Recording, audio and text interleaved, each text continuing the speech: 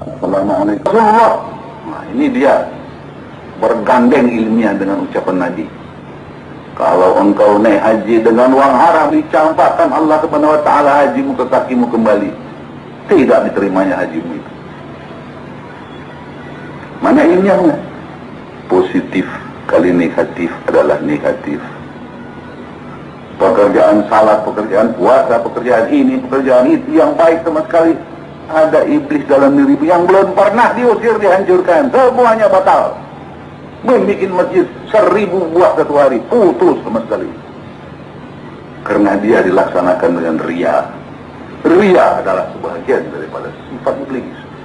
Rasulullah bersabda, 100 masjid engkau buat satu hari tetapi dengan tidak ikhlas, tertolak sama sekali.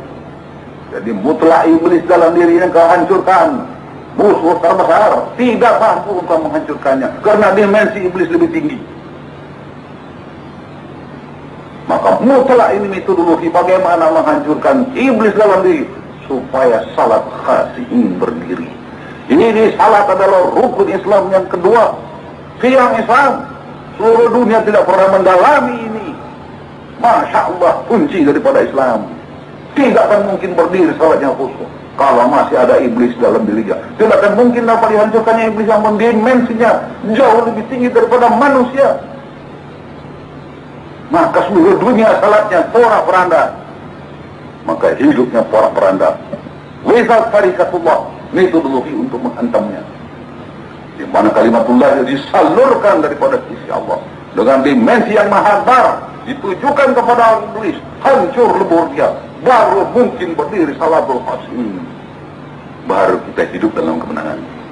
Dunia Islam telah kalah karena iblis masih merajalela dalam dirinya. Dan menurut matematika, ilmiah dan sebagainya, tidak mungkin yang menghancurkan iblis dengan potensi daripada manusia itu sendiri. Karena dimensi daripada iblis jauh lebih tinggi daripada manusia. A higher dimension commands a lower dimension. A higher animal commands a lower animal. Raja cacing dikalahkan oleh ayam. Karena ayam lebih tinggi dimensinya, kemampuannya. Raja ayam dikalahkan oleh anjing. Raja anjing dikalahkan oleh macan. Macan dikalahkan oleh gorila. Gorila dikalahkan oleh manusia. Iblis kemampuannya naik ke surga.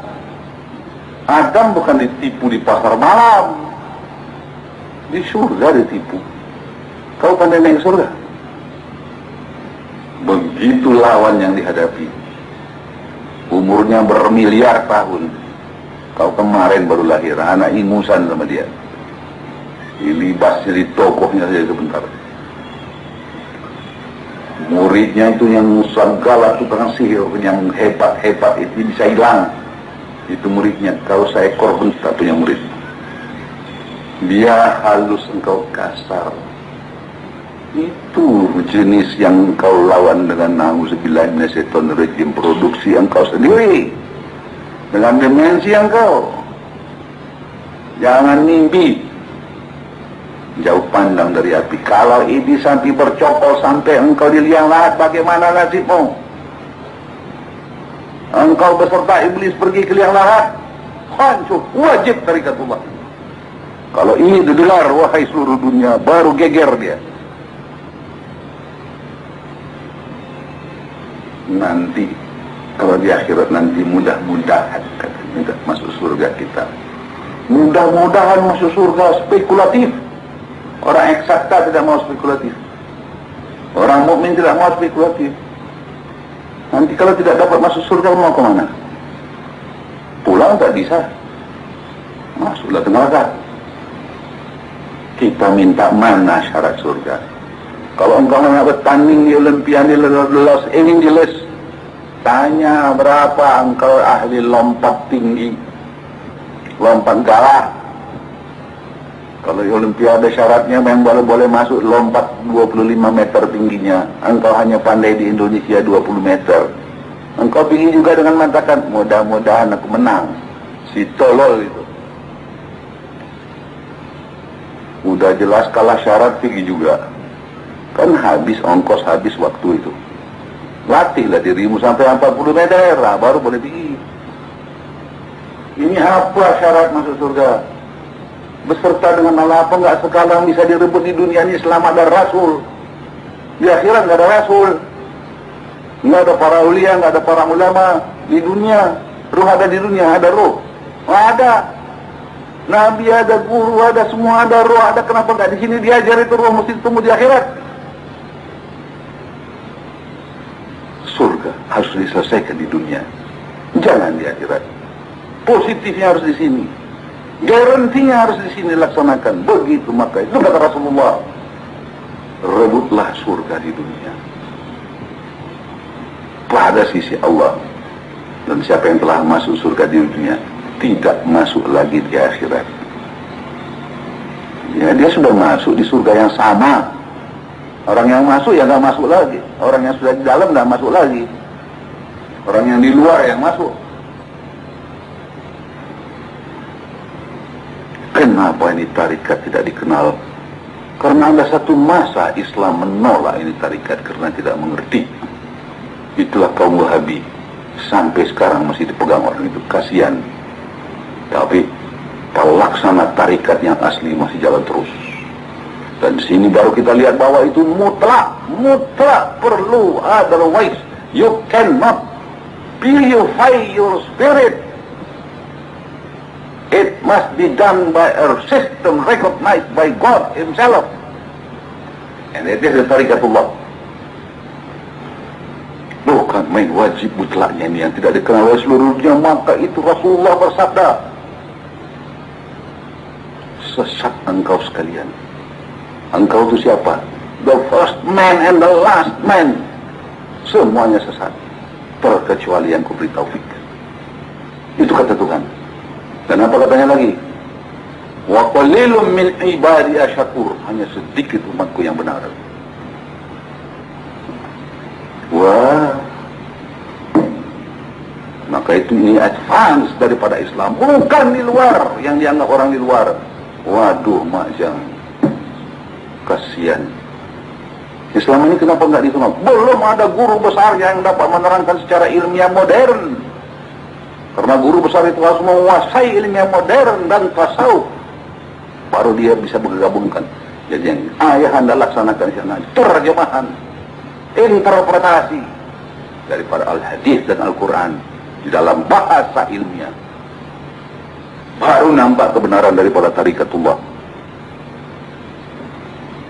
Ya, tarikat gadungan ada saja, mas gadungan ada saja, nabi gadungan ada saja. Tapi nabi asli jangan ditolak.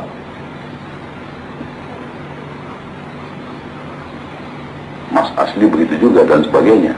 Tarikatullah begitu juga. Ini mutlak, tanpa apa saja di dunia ilmiah pun tanpa metodologi nggak jadi. Masak nasi saja harus mempunyai rukun dan syarat. 5 rukun dan syaratnya. Nomor 1 harus ada beras. Kalau tidak, apa yang mau dimasak? Nomor 2 harus ada tempat, riuk. Kalau tidak, di mana dia letakkan berserak-serak dia. Nomor 3 harus ada air. Kalau tidak, hangus dia. Nomor 4 harus ada api. Apakah kayu, apakah kompor, apakah gas. Nomor 5 harus ada orang yang pandai masak. Anak kecil tidak bisa.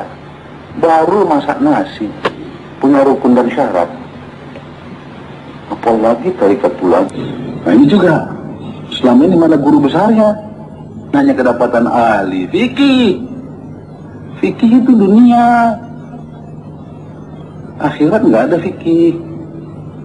Hukum perdata, hukum pidana di mana lakunya? Di akhirat. Hukum pidana sama hukum perdata hanya di dunia. Kalau udah mati apa yang mau dihukumkan? Soalnya ruhnya lagi. Hal ini soal ruh tarikat mengislamkannya. Selama ini guru besarnya hanya fikih untuk dunia. Ini haram, ini halal, ini syirik, ini kafir, ini itu. Itu dia. Kalau udah mati apa yang kafir lagi? Apa yang halal lagi? Apa yang syirik lagi? Waduh, macam ruh selama ini tidak dihandle. Itu hinggapnya, mendaratnya al-iblis. Wah, kalau ruh telah dikendalikannya, semua jadi buruk. Salatnya pun buruk, walaupun cantik kelihatan. Betapa mutlaknya perlu ini metodologi ya. Nah, sekarang kalau nggak diamalkan dunia bagaimana? Yang pusatnya Saudi Arabia, lihat seluruh dunia Islam hancur.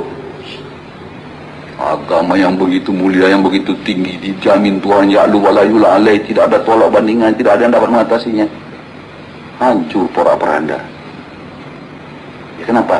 Sudah sulit mengamalkan salat. Kenapa tidak sadar seluruh dunia Islam ini dia sudah sulit? Kenapa tidak cari way out-nya? 1407 tahun sudah Islam, tidak ada pernah orang bertanya di dalam ceramah Isra Mi'raj Rasulullah, apakah Tuhan yang di aras itu sama ada Tuhan yang lebih hampir pada urat lehermu? Wa nahnu aqrabu ilaihi min hablil warid. Ya Rasulullah, kalau orang bertanya kepada engkau di mana aku, katakan aku hampir padanya, lebih hampir daripada urat lehernya. Di situ aku, kata Tuhan. Tahu-tahu dalam Isra Mi'raj itu ayat surat Kahf 17 itu. Kemudian datang ayat Isra Mi'raj, melayang Rasulullah itu, bertata hingga unlimited speed, unlimited distance, melayang baru ketemu sama Tuhan di Arash. Apakah yang the God in the Arash itu is the same God yang lebih hampir pada urat lehermu? Apakah dua Tuhan itu? Satu hampir urat leher, satu di Arash. Ya, kalau sama, kenapa pakai burat? Kalau kamar mandi di sisi kamarmu itu, kenapa pakai jet ke situ? Langkah sajalah. Kalau Tuhan tuh pada sisimu dia lebih hampir daripada urat lehermu, kenapa pakai burat? Entah ada satu jemaah bertanya kepada ustadz penceramah dalam Isra Mi'raj, lewat saja begitu. 1407 tahun sudah dikumandangkan itu Isra Mi'raj. Tak ada satu yang bertanya, is that the same God which sits in the Arash and the same God which is near to you yourself? If that is the same, is there any need to use the burak? Tidak ada yang bertanya. Kalau ditanya pun pasti tak bisa jawab. Hanya jawab yang ahli tasawuf, ahli tarikat, ahli metafisik. Jawabnya sebentar saja, karena itu sudah kena ilmu teknologis. Nah, kita jawab sih dalam beberapa menit. Dalam beberapa detik lagi barangkali. Kalau ada satu sender radio mempunyai gelombang 200, kita pasang radio kita gelombang 200, dimanapun dipasang ada kontak, ada hubungan. Karena gelombang frekuensinya sama. Tapi kalau dicucukkan dia ke dalam sender itu sendiri dengan gelombang 100, tidak ada hubungan. Walaupun Tuhan itu berada pada urat lehermu yang begitu dekat, lagi lebih hampir daripada, tapi gelombangnya tidak dapat, tidak ada hubungan. Gelombangmu berapa? Gelombang Tuhan berapa? Engkau siapa? Dia siapa? Dia itu unlimited being. Engkau limited being dengan segala kesalahanmu, kekuranganmu, ketidakmampuanmu. Apa mungkin frekuensimu sama dengan dia? Untuk ini engkau harus mengenal channel. Di sini dapat dalam tarikatullah. Oleh sebab itu selama ini engkau tidak ada hubungan dengan Tuhan, walaupun kau tegakkan salatmu in vain. Kasihan orang Islam ini. Berapa mutlaknya tarikatullah itu. Ini pula yang ditolak oleh Saudi Arabia, orang Wahabi. Masya Allah. Hancurlah itu nanti. Tengok dunia ini, apa lagi yang ada itu? Bala, semua ada kekacauan huru hara. Sedangkan Tuhan berkatakan, la taqumu sa'atu hatta yabqala wajhil ardi ma yaqulu Allah. Bismillahilladzi la yadurru ma'asmi syai'in fil ardi wala fis sama'i wa huwa sami'un alim. Tidak memberi mudarat antara bumi dengan langit bagi orang yang berserta dengan nama Allah. Anything and everything can do you no harm between earth and heaven if you are near to God.